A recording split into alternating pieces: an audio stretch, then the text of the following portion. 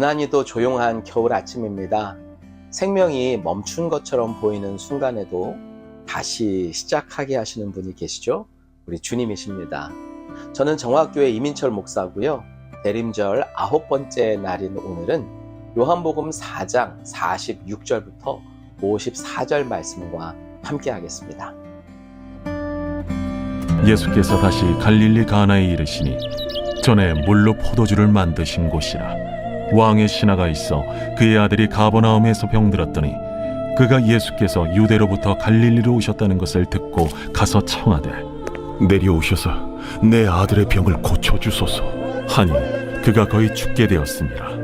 너희는 표적과 기사를 보지 못하면 도무지 믿지 아니하리라. 주여, 내 아이가 죽기 전에 내려오소서. 가라, 내 아들이 살아있다. 그 사람이 예수께서 하신 말씀을 믿고 가더니 내려가는 길에서 그 종들이 오다가 만나서 아이가 살아있다 하거늘 그 낳기 시작한 때를 물은즉 어제 7시에 열기가 떨어졌나이다. 그의 아버지가 예수께서 내 아들이 살아있다 말씀하신 그때인 줄 알고 자기와 그 온 집안이 다 믿으니라. 이것은 예수께서 유대에서 갈릴리로 오신 후에 행하신 두 번째 표적이니라. 예수님께서 갈릴리에 도착했을 때 한 왕의 신하가 급히 달려왔습니다.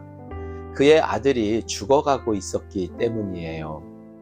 내 아들이 거의 죽게 되었으니 죽기 전에 내려오소서라는 그의 절박한 외침에는 아버지의 간절함이 담겨 있었습니다. 왕의 신하라는 높은 지위와 권력, 재물을 함께 가졌던 그였지만 죽어가는 아들 앞에서는 아무것도 할 수 없는 무력한 아버지일 뿐이었습니다. 예수님은 너희는 표적과 기사를 보지 않으면 도무지 믿지 아니하느냐 하고 말씀하셨습니다.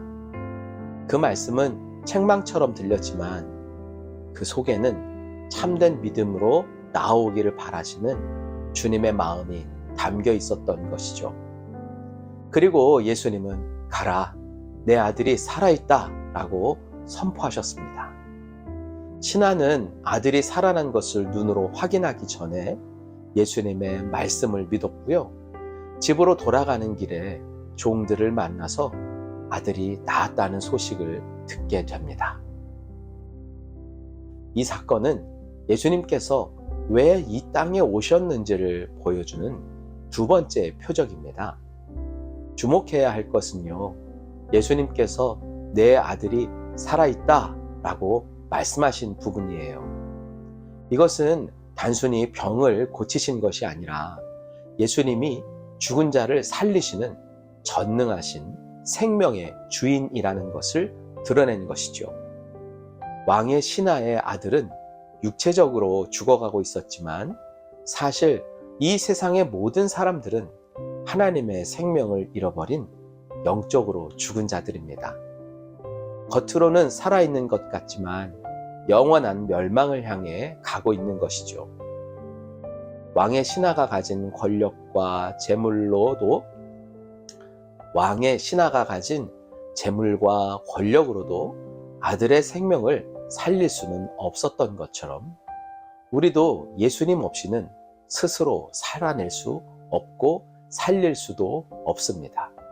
오직 생명이신 예수 그리스도만이 죽은 우리를 살리실 수 있습니다.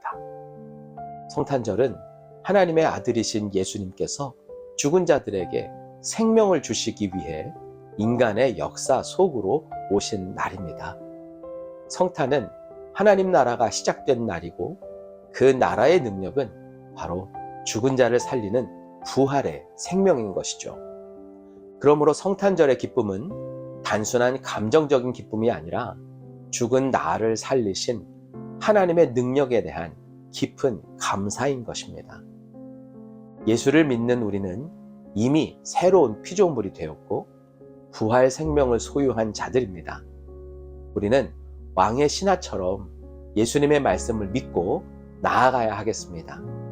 눈으로 보기 전에, 상황이 변하기 전에 주님을 신뢰하는, 주님의 말씀을 신뢰하는 참된 믿음이 있어야 합니다. 그리고 이 믿음으로 우리는 장차 완전한 부활과 새하늘 새 땅에서의 영생을 누리게 될 것입니다. 기도하겠습니다.